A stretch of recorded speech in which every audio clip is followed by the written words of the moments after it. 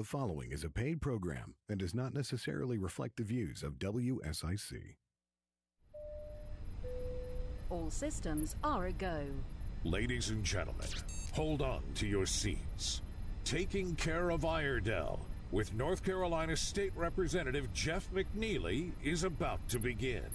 In 5, 4, 3, 2, 1. Good morning, Iredell County. I hope everybody's doing well this morning.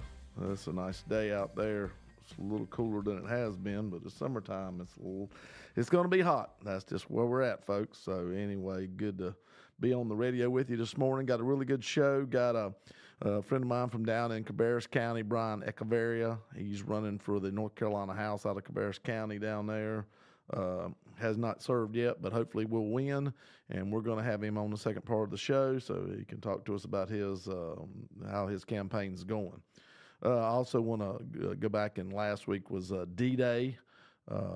We celebrated it, and I don't know if the word celebrate means, I don't think that's the word I want to use so much as honor and observe.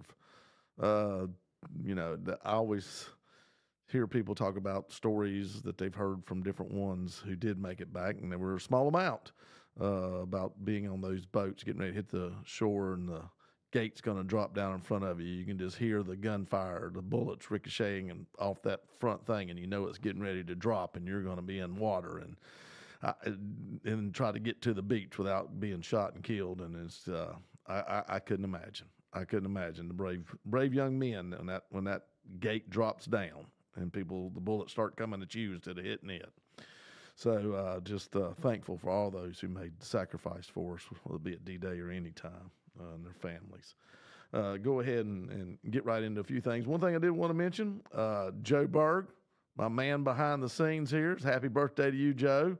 Thank you. I appreciate it. Joe, I don't even want to know how old are we? 27? Yeah, you got it right. 27? 27. Oh, the things I could do if 27 again. Here we go.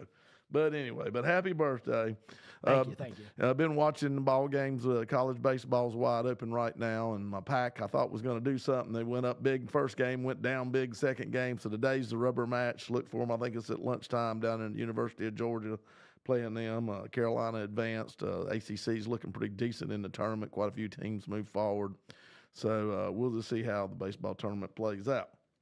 If you'd like to give a call here and talk about anything, 844-788-3464. Love to hear from you. 844-788-3464. And I'm going to jump right in and do my little political thing.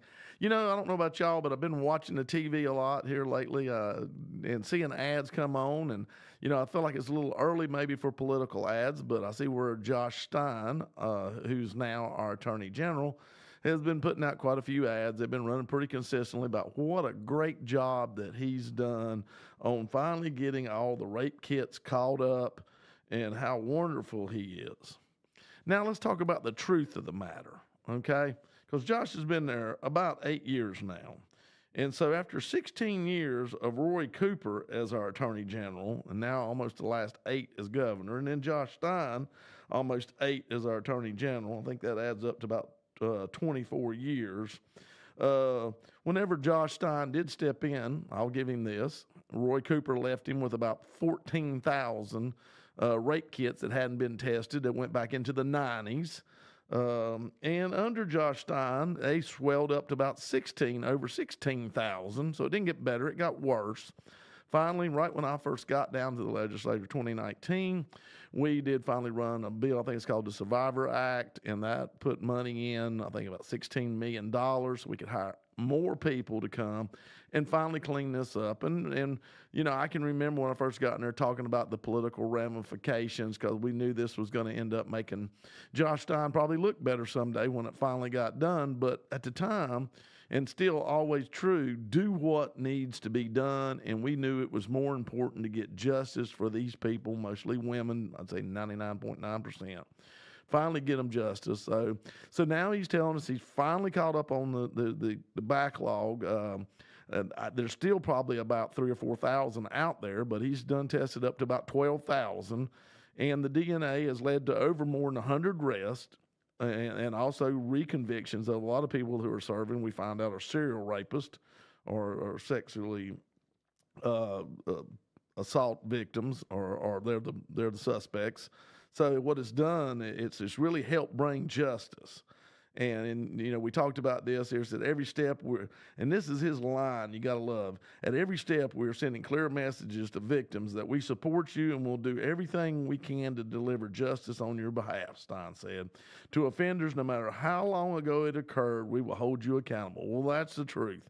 I mean, unfortunately, it's took some of these people decades to get justice because of the inability of Roy Cooper and Josh Stein to do their job and get these kits tested timely. And it just goes on. I mean, I can tell you right now, it got into it right here where the issues that was focused on the race when Stein ran in 2020 for his attorney general's job. It got so bad that he actually told just the biggest lie he ever said against Forsyth County District Attorney Jim O'Neill, who was running against him because he had one of his people, Juliet Grimmett, a sexual assault victim policy strategy at the Department of Justice, saying, "When I learned that Jim O'Neill left 1,500 rape kits on the shelf, leaving rapists on the street, I had to speak out." Well, no, he didn't. Josh Stein left 1,500 from Jim O'Neill's district there in Forsyth, from his county. And it got so bad, they actually were going to indict Josh over this because it violated an older law, like a 1930s law, that bars you from knowingly lying in political ads. And so then Stein decided he would sue to get the law overturned as unconstitutional. And anyway, O'Neill filed a complaint against Stein over the ad. In April of 23, Stein filed to withdraw the motion because he found a friendly judge in Wake County, District Court Judge Freeman, and agreed with Stein's lawyers. And the case was moot in that it would be appropriately dismissed. So basically, he got away with telling a lie and smearing his opponent and didn't even have to really face any kind of retribution from it. Should have been fined, should have had to serve time, in my opinion, because he knew the law. So all I can say is we've got enough ineptitude from Josh Stein at the Attorney General's office. I don't think there's no way in the world we need any more ineptitude from him in the governor's office. And Josh Stein will say whatever he has to get elected.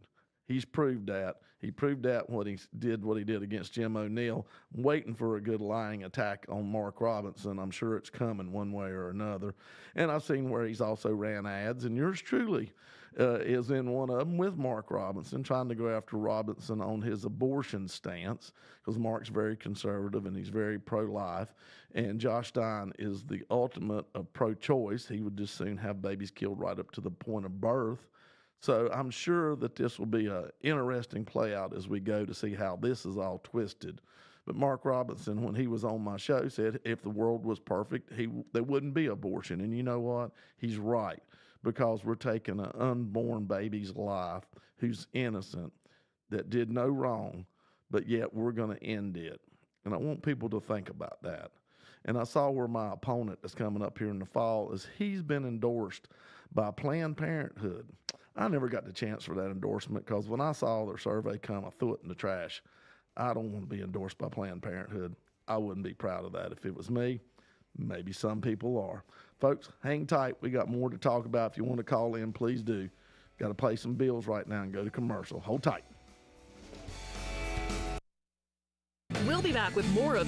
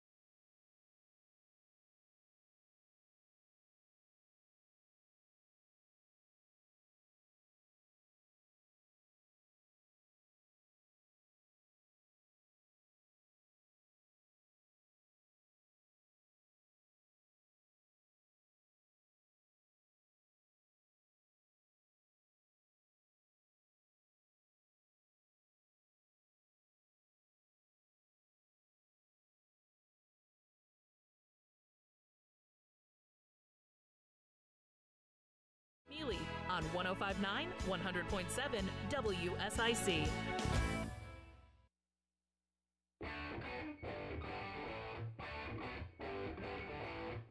All right, back here for the first part of the middle of the half of the show. I always like to get into these fractions. So anyway, hey, getting done talking about Josh Stein. Now we're going to roll over to somebody that I think is really important. We're going to talk about Justice Samuel Alito. And I'm sure if y'all been watching anything in the press at all, he's been catching a lot of flack. Of course, you know, the left, the liberal side's going to go after him with everything they got. They can't stand Clarence Thomas, but they really can't stand Justice Alito because he was the one that wrote the opinion for the majority on the overturning of Roe versus Wade. And so, you know, they're looking for any way to attempt to discredit him, to make him look bad, make him recuse himself from any future votes on different things. So they're just trying to drag him through. So now they've brought up this flag flying issue at his house. And, you know, he flew the American flag upside down, and he said he didn't do it. He said his wife did. You know, that she has her an opinion and she can do as she please. Unfortunately, it sounds like there was some kind of dispute with a neighbor who I'm sure I want to understand had a sign with some vulgarity on it in their front yard regarding Donald Trump. And so she chose to fly her American flag upside down. Now, it did have to be right there after the first of the year, right about the time that Biden was to be sworn in. So they're saying that she was involved, you know, that she supported January 6th and the overthrowing of our government. And, you know, let's just go on and on. It's New York Times. Let's love to go after and just, you know, blow everything out of proportion. And then, you know, your MSNBCs and your CNNs and all that stuff was wide open at the time. And, you know, supposedly you only fly the American flag upside down in distress or extreme conditions of trouble and danger.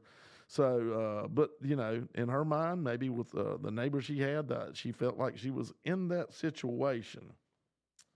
But, you know, the big thing, like I said, they're just looking for anything. And I think they also showed where she flew one of the flags, and I think it was had to do, I think it said, you know, from heaven, help from heaven above or whatever. So, which Lord knows we need. But they're looking for any way to go after him and his family and do anything they can to silence them. Once again, it's the cancel culture of the left. We're gonna scream and shout at you till we silence you in your conservative ways. So, got a real problem here. You know, they look at this as a grave judicial injustice and how there's no way that he can rule on anything without being partisan and leaning in this, that, and the other. But now, keep in mind, folks, we've got this double standard with the woke left also, in that, you know, nobody that I can remember in recent times was more outspoken than, and I hate to say this because she's a saint, Ruth Bader Ginsburg. Oh, Lord, no, he didn't say nothing bad about her. But she came out and really, you know, I think the quote was they had from the New York Times, and she said this: I can't imagine what this place would be. I can't imagine what this country would be. You know, this is back in 2016, excuse me, for this country with Donald Trump as our president. For the country, it could be 4 years. For the court, it could be, I don't even want to contemplate that, she was quoted as saying. You know what? The press cheered her on for that. So, once again, the standards are off the chart on one way and off the bottom of the chart the other. You know, there's no consistencies. Like I said, we're back to the stuff. It doesn't matter if it's right or wrong. I just don't like it, so it's wrong. And that's where they're at. So, you know, we don't like to highlight this about the late justice, but the press was never up in arms about her political indiscretions. As for the current conservative justice, they will never stop being targets of the political left. So they will have to be careful, even about the way they fly their old glory flag on the front lawn. So it will always be something that they'll look to go after. Like I said, anybody wants to call in and talk, we got a little bit of time till we go to the half hour here, 844-788-3464. Also, I'm going to go on over to Biden's border policy. Wow. I didn't even know he had one. But now he's all of a sudden done an executive order, which I think is kind of, about that time. He's pushing there 4 years. And so he decided, that the border's really bad, y'all. It's just, we're getting overran down there. Maybe he really is that senile. Maybe he really is that kept from reality there at the White House, that he just now figures this out. But so his new executive order, which he could have done any time, he now chooses to do because he doesn't like the way things are polling as far as his immigration policies, which are none. So he's going to go ahead and do something. Wow. I guess we could have got him reading polls earlier. Who knows? We could have stopped about 2 million people from entering our country illegal, maybe close to 3. But now he's come up with this, and it's kind of ironic. Up to 2,500 people can cross our border illegally and seek asylum a day.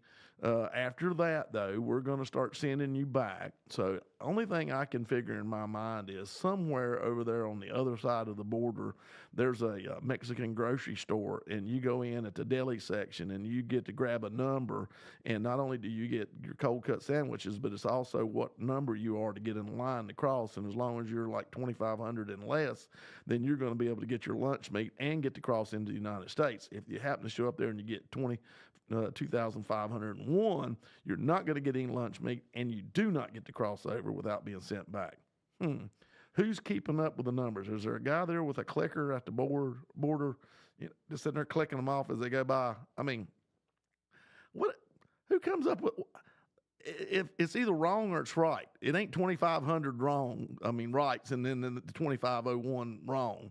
This is crazy. This is crazy. But this is where, now, he's also put a caveat in this. If you're from the Eastern Hemisphere, which I'm not even sure how that works. I guess that must mean Europe, possibly. I don't know. He basically denotes the Southern Hemisphere, that 2,500. But if you're from another hemisphere, then you're allowed to go ahead and cross even after the 2,500 have come over, and you can seek your asylum, even though everybody is still doing this illegally. You are crossing our border illegally, but we're going to let 2,500 from the Southern Hemisphere do it, and then we're going to let probably anybody else that comes from any of the Soviet bloc countries, Ukraine, wherever over there, not to mention sitting there looking at some pictures on TV, and I saw quite a few people that looked to be of Oriental descent trying to cross the border. A couple of them even had their passports in their hands. Okay. So, maybe we can actually get a couple documented. But so they're going to be able to come over after the 2,500. So just know if you're coming from somewhere besides South America, we're going to welcome you no matter how many showed up that day and let you come on in illegally, and then we'll process you, and you'll get to come back for a trial date. And I guess we'll figure out if we're going to let you in this country and roam around or what we're going to do, and probably can't figure out where you're going and where you've been and have no way to follow you. And so we're just going to let things go like we have to a point, but we have made an effort because Joe Biden did an executive order. Hallelujah. So got real problems with all this. And I hope that people realize how crazy this is, especially those who are that 10% in the middle that's probably going to be the one that elects our president. This is way too little, and it's way, way, way too late. So crazy as crazy does. That's all I know. Now, I've actually got one that I think's even crazier. And Joe knows how I like to do this. Joe knows that I like to find the weird and unusual. So here is the weird and unusual as we go to the half hour. In a world where billionaire-funded solutions to climate change garner more headlines than hard science, two curious contrasting stories have emerged.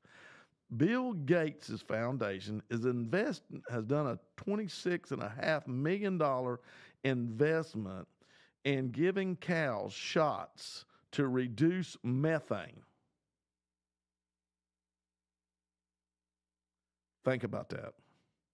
Now, on the other side of that equation is they're also realizing that carbon dioxide, CO2, which they've been talking about pumping from all the different places in the United States into tunnels and holes dug in the Midwest and putting CO2 into the ground so the ground can filter out the bad gases.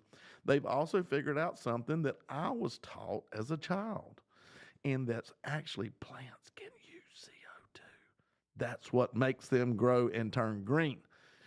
Great research has been done, and it shows that in the last couple decades that our planet has actually greened more in very arid, dry areas than anywhere else in the world, almost to a point. So we're greening up here in the United States, and they're finding this in other places in the world too, though, that actually plants need carbon dioxide. Wow. How much money did we spend to figure that out? But now we're back to, like I said, trying to figure out why Bill Gates is wanting to give these shots. You do realize that agriculture only produces about 8% of the greenhouse gases they don't like a year. Man, cars, building materials, buildings, you name it, all these different things emit more.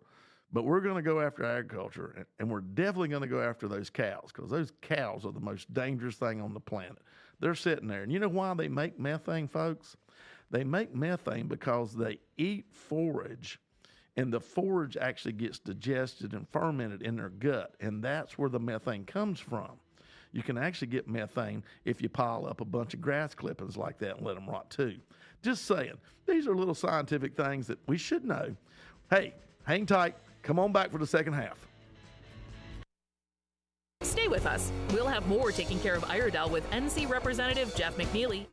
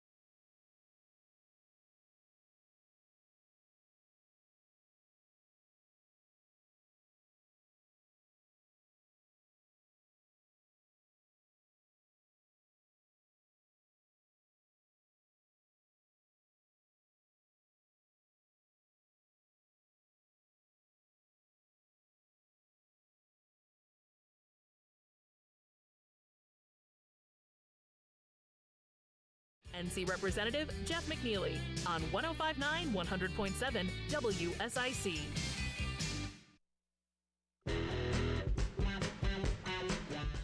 All right. We're back here with the second half of the show, and I've got my friend on the line. I got Brian Echevarria. Let's see if we can bring him in, Joe. Hey, Brian, are you there? I am here. Hey. Now, am I saying it right? Echevarria, correct? Almost. It's Echevarria, like Etch-a-Sketch. Echevarria. All right, folks, got to work on this. Sir. But we'll get it down. Don't worry. We'll figure this out. So, anyway, hey, Brian, running down there in District 82, which is kind of like, I guess, the lower part of Cabarrus, maybe. What is that district? What does it look like? Oh, man, we have an interesting district. Great district, actually. Down here in the southern part of the county, Cabarrus County, includes Midland, much of Mount Pleasant, Harrisburg, and parts of Concord. Okay. All right. So you get a lot of some of the country, folks. There actually is some country and farms down there, and then you're getting on up into the city where Concord's getting and growing and growing and growing. It's getting huge. Spillover from Mecklenburg. Yes. Yes, it's getting massive, and I don't know if everybody's happy about it, but it's moving along. That's what happens. That's what happens. All right. Well, tell us a little bit about who is Brian Echevarria. Got to say it right here. I'm going to say it. I'm going to get it right if I keep practicing. But tell us a little bit about yourself. Well, one, I appreciate you having me on the show. You're welcome. Being on the radio, that's kind of cool. I wish I had that midnight storm voice or the wit and intelligence of a Rush Limbaugh, but I'm just going to give you what I got. So me, I'm 46 years old, been married for 21 years. Been in North Carolina since 2006, January 2006, came here from South Florida. I have the most amazing and loving wife, 3 children. My 2 oldest are big guys, football players, 16 and 15 years old. And my daughter's 11. She's actually my assistant campaign manager. And she gets it done. By trade, I'm a financial advisor. We own a couple of businesses, coffee business, snow cone trailer, that sort of thing. Trying to delve into private equity a little bit, but you need a lot of money for that. Yeah. So that's pretty much me. I think, I would love to say I'm extraordinary, but I think instead of extraordinary, I'm extraordinary. I mean, I am my neighbor. My neighbor is me, and that's kind of the way I ran my campaign, and I believe that's the way I connect with the community. All right, and now this is your second time running, but now the district's different. You ran in a different district last time, and then when we redistricted, it got moved around. You had a heck of a fight the last time, and I believe you'd have got it, but the Bloomberg put a $1 million in. Well, I don't know if they put $1 million in your race, but at least 500,000 into your race there that last month against the Democrat, and it was hard to overcome. But you only lost about 400 or 500 votes, I think, that time, didn't you? It was close. That's correct. That was a brutal race. I mean, Cooper in the last district, Cooper actually won by 7. Yeah. So I had an outside shot, but the outside shot was legitimate, and Bloomberg came in, wrote a $500,000 check the last Friday of September and the first Monday of October. And it was a lot to overcome. I think they had an $860,000 ad buy for my race. And, oh, man, it was terrible. I'm flattered they thought that much of me, but I wish they didn't. I got you. Yeah, I keep trying to pick a fight with Planned Parenthood because they're going to spend $10 million, and I hope they blow it in Iredell County on me. So there you go. I'll take that chance. That's right. But anyways, right. So now this time the district kind of shifted. It's still not. It's a Republican lean, and you went up against a first-term incumbent. And so it was a dogfight down there again on this just to get out of the primary. Of course, Republican primaries are some kind of guerrilla warfare or something. I don't know. It's like hand-to-hand combat. It gets pretty ugly. But how did the district change for you, and what are you thinking? Well, the district is much favorable now, much more favorable. Just because I think it's an R3 somewhere there, and the primary was a dogfight. I mean, there was a lot of money that was thrown at me, but I'm so grateful. I had the help of the community. So we had so many volunteers, man. We had probably it was between 490 and 500 signs in yards. So we went door to door. My family and I. We literally. I couldn't afford all the commercials, but I could afford shoes.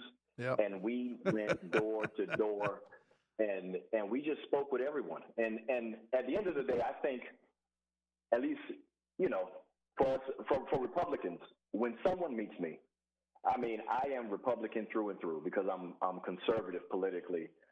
Obviously, I'm a man of faith. I'm a Christian, and I'm heavily vested into my family.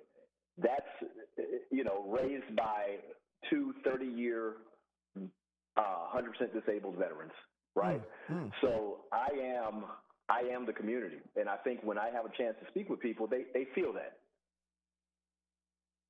Well, let me ask this question, because this is not easy. I mean, I'm doing it now, and my if I make it through a primary, life gets a little simpler for me. But this is not easy. You fought a hard primary, now you're going to fight a pretty tough general election. What makes you want to do this? What is it in you that's pushing you to do? Well, and is there an answer? Nobody really knows sometimes, and I'm not being smart. I'm just saying. Yeah. No, man, there's an answer. So it really started for me. My eyes, I'm 46, so I'm the typical American. You really get your eyes open to politics in your 30s and 40s, right? So what happens to me is in 2019, my mom and dad moved out of North Carolina. And they moved because being 100% disabled veterans, the property tax was more beneficial for them on fixed income in South Carolina. Mm-hmm. And so they leave from being 15 minutes away from my home to being an hour and 10 minutes away. Now, what that did for me, I realized that government policy just broke up my family, right? And so that was my first time with the eyes open. And then you go through 2020, 2021. My children are schooled at home. They play football down in Charlotte at Hickory Grove Christian. Some of the top players in the state. My guys are phenomenal. But what happens is they live in this bubble I created, and my oldest at the time turned 14. And I'm like, he's not going to live in this bubble. He's going to have to go out into the world and fight in the same world I'm in. And that really turned my heart towards the government. Like, what kind of country, what kind of state, what kind of community do I want for my children to flourish in? That is my reason. And obviously, if I want things to go well for my children, that means it has to go well for my neighbor's children also. And that's what brought me in. I have an answer to that question. And then plus, once you're in, brother, it's too late to quit. Yeah, it's like falling in a hole and there's no way to climb out. But you're there, so you're gonna work your way out best you can. So you're gonna do it. But and that's good to hear, because to me, and I think to a lot of us, especially on what I consider the conservative side of this political game, and sometimes it really is a game, is to leave it better than I found it, so that my kids, my grandkids, whoever kids and grandkids, the next generations, and I don't want to leave it so easy they don't have to work now, because I think that's the problem too. But I want to leave it where they have a chance. And I'm seeing the American dream slowly slip away to where there is no chance for them to achieve what I was able to achieve and what my mom and dad were able to achieve, and my grandparents and so forth and so on. I've watched generation after generation, and we've been blessed and with some generational wealth growth, and to be able to keep moving forward. But I see with what the left wants, whatever you work hard for, you're supposed to give that to whoever, whether they do or not. And, oh, man. And to me, that's maddening. I don't know about you. It's terrible. I mean, here's a perfect example. The typical family in Harrisburg, where I live, gives 10% of their income to state and local government. Okay? That is a lot of money. I mean, if a family makes $50,000, if a family makes $100,000, that is a lot of money going to our government. So we had this big tax revaluation. Mm-hmm. So our property taxes are going up because our neighbors made money, which is a rather ridiculous thing. That's really big for me. Homeowners should have some type of exemption. You don't even get taxed on your stocks before it's sold, but when it comes to real estate in North Carolina, particularly here in Cabarrus County, But if your neighbor makes money, my taxes next year will go up $2,300 if it's as it stands. That's between the county and the town. Now that's a lot of money, considering that's going to be $2,300 forever, right? Oh yeah, that's a step. That's a step. There's another step coming after that, and another. So. Yeah, exactly. So then my opponent actually had the nerve. There's, the big thing is workforce housing, affordable housing, all of that stuff. And now, what's funny to me, Jeff, is I think everyone lives in affordable housing. They live in a house they can afford. That's right. And if you can't afford a house, you can't live there, unless you're squatting in Atlanta, right? There you go. Yeah. But what happens is they come and ask for 1 cent to go towards some affordable housing fund that they wanted to do. Now the problem is we're under inflation. We have higher prices on everything. Our tax revaluations just happened, and you have the nerve to ask me to pay for someone else's household. You talk about it's the Biden doctrine from the top to the bottom, where they are just tone deaf to what people like you and I, people in Cabarrus County, Iredell County, what we're going through. They just ignore the fact that in a typical year, a family in Cabarrus County will give up $15,000 between insurance, between taxes, before they buy a jug of milk. 15 grand between our insurance, our taxes, and all those things before they buy a jug of milk for their children. Hey, Brian. And that's why, man. Hold that thought. Yeah. We got to take a break and pay the bills. Hang on, folks. Good deal. There's more Taking Care of Iredell with North Carolina Representative Jeff McNeely on the way.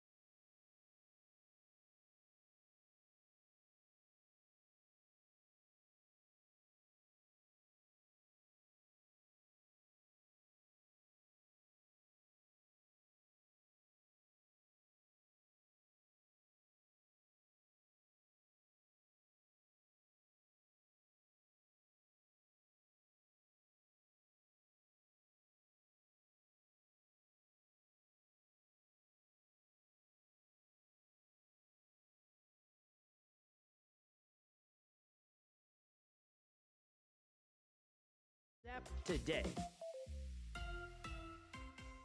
It's Taking Care of Iredell with NC Representative Jeff McNeely on 105.9, 100.7 WSIC. Local starts here.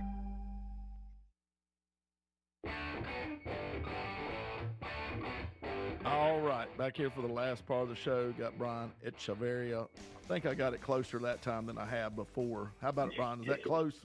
That was good. That was actually pretty good. All right, there you go. I'm working on this. This is hard teaching old dog new tricks. But anyway, we're kind of talking about how much the local government and the state and the federal, really when you start looking at everything, you're lucky if you're walking away with 2/3 of what you made in your pocket after they take the other third away from you, if it ain't more than that. So some of us is up to close, pushing towards half time we get done with it. So, it's tough. The problem is Biden economics not only affects me and you out here in our daily lives, but it affects your local government when they go to buy stuff and try to, maintain or build or do. So everything's eating at you one way or another. It's the compounding inflation that you get once prices soar. Then you're on the hook for not only what you and your family consume, you're on the hook for what your government consumes too. That's it. It never ends. And so, it ain't just where they want to tell you, oh, it's just 5% or just 7%. No, it's always double that, more like 15 or plus. So it's tough. It's tough. Well, and I know you, like I said, you worked your way through the primary. Going into the election, we won't talk about, I have a rule. We don't mention people's names if they're opponents, but what's your opponent out there trying to, are they going to run the Biden hard line and believe that everything we're doing now is just wonderful and this is the way it should be?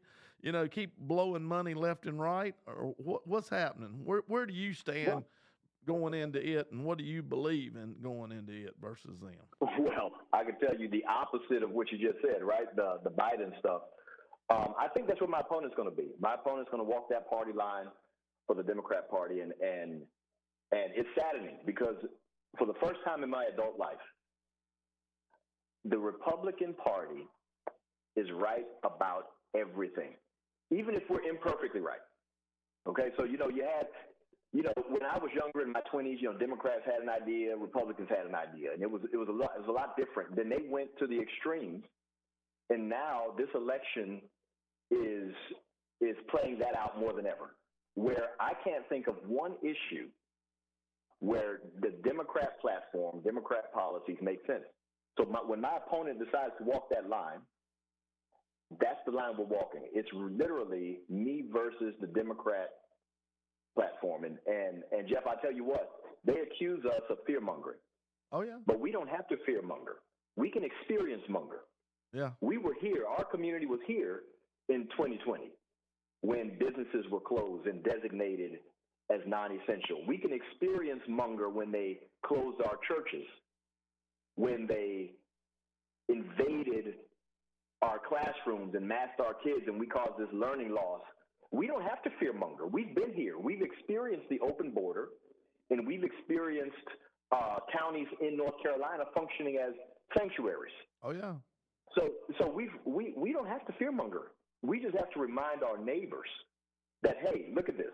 The state legislature has been lowering taxes, both corporate and personal. But here locally, our governments here in Concord, here in Cabarrus County, down in Mecklenburg, they just spend, and we're seeing our taxes go up. So where Democrats have a say, taxes go up. Biden wanting to tax our capital gains back 40%. Oh, yeah. I mean, you talk about crushing the future. You talk about robbing from our children. And I think that's where we are. So the difference is, my opponent's a Democrat. That tells you everything you need to know socially, everything you need to know fiscally. And I am a conservative, a Republican. That tells you everything you need to know about me also. And I think with that, we win. Well, not only that, Brian, but, the Trump tax cuts are going to go away in 25.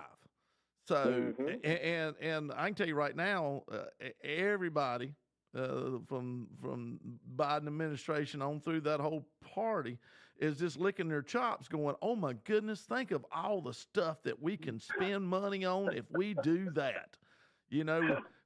Heck that we're putting everybody in a heck of a financial bind. It's going to make the inflation figure look small whenever we add back to you. Because I know personally the Trump tax cut probably saved me somewhere around 15% on my federal taxes. It saved me 15%. So I'm going to have to come up with that. And the sad part is that once you get tax policy on the table, which is what they'll have then, that 15, it ain't just going to go back to where it was before Trump. It's going to go back to more than it was before Trump. That's when they're going to Katie bar the door.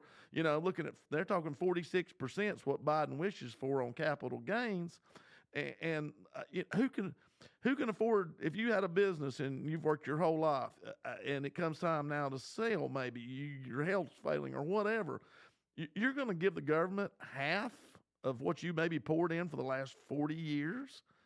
It's going to be terrible. Yeah, you'd be better off just shut the door and just go home broke than you would to try to sell it, and let them have it. I mean, you would. It's crazy.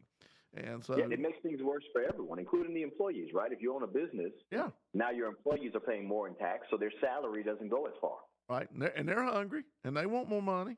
So, I mean, they want more money. And I get it. I mean, right there with them. So, this is, to me, it seems very simple. Obviously, there's some out there, it obviously doesn't seem very simple. But, I always say there's the makers and there's the takers. And we're getting to a point where I believe there may be more takers than makers. So that's the scary part for me, being a conservative, being in politics. And it probably for you also seems like, just wait for the government to come bail us out. The government's going to take care of us. We're going to be. Go ahead. In Cabarrus County, we have more than 400 social services employees. That just tells you, that we're accommodating a lot of people. And that goes to exactly what you're saying. It's becoming discouraging because there's so much being taken away from people who worked hard and from the life they want for their family. I had a lady send me some legislation that they were doing over there with Medicaid in Tennessee, where they're going to pay for your kids' diapers up to about 2 years old. And I'm like, what point does being the parent of that child not mean you have to take care of it? Why should I have to spend my tax dollars to put diapers on your kid? Come on. Crazy. It's crazy. So I don't know. You're getting ready to jump in down there, and I like I said, praying you get your spot. We need you. We need to make sure we have enough conservatives to keep our supermajority, just so that we can keep North Carolina functioning. It's real important. It's a different world, I will admit. You learn a lot when you get there and how the world works to a point, but it can be very rewarding. What are some of the things that you would like to accomplish if you are elected for your district, for District 82? Oh, man. I think so there's a couple of things. One is probably a heavy lift, and that's a homeowner's exemption, a homestead exemption that would keep our property values, the tax assessed value, from being raised more than 3% a year or 10% for the entire time we own our home. That's a big deal in other states. So I would love to say that I created it, but I didn't. It's working in other states. And I think North Carolinians deserve that kind of protection. I want my neighbor to make millions of dollars, but what I don't want to do is pay more taxes because they did. Right. And I think that's pretty common with all of our neighbors. The other thing is, obviously, my parents kind of opened my eyes to this. They're not coming back to North Carolina, but I think veterans in North Carolina, if they're 100% disabled, we need to figure out a way to make sure that North Carolina is just as friendly to them as our neighboring states. That's important to me. And the other thing is, obviously, education. We have our children are really struggling, and we know that to have economic growth, we have to have a good, educated community. Because if we don't, companies aren't going to want to come here. And if companies don't come here, what's going to happen, Jeff, is you and I are going to have children that have to leave the state in order to provide for their families. So if we don't make that possible here in North Carolina, the economy can break up our families. So I'm a big family-centered, family-first kind of guy, and I think those little things are important. We want education without divisive issues. Everybody tries to point to these things, but how about we just educate the children? We don't want divisive issues to be a part of education. We just want to have good, educated children who are going to grow up and live life out and have the freedom to flourish in whatever way that they desire. And the last thing is this. Our legislature over the last 10, 15 years, going on 15 years, has been moving North Carolina in the right direction. So while I'm not a superhero, I think I am joining a super team. So keeping the ball moving in that direction with a supermajority is important to me because, change happens incrementally. So I want to be a part of bringing that change and stopping North Carolina from becoming the progressive state that the Democrats have made in other places. All right. So that's pretty much it, man. Well, I'll tell you what do we want life to look like? I always say we're just one election away from them changing everything we've done and spending all the money we saved. Brian, I appreciate you coming on the show. Good luck down there. If I can help you, let me know. I know you got a fundraiser coming up. I'm going to try to come see you at that. Take care, brother. Yes, sir. Appreciate you. All right, see you now. All right, folks, about here to end the show, we're going to go to our prayer like we always do, and I just want to wish all those out there a happy Father's Day. Dear Heavenly Father, dear Lord, thank you for you being the Father of all. I pray you watch over us and you be with us, dear Lord, and bless these fathers and help them to love their children and provide for them. Lord, I just pray for guidance always and for you to lead me in the path you'd have me go. In Jesus Christ's name, amen. All right, folks, until next week, take care.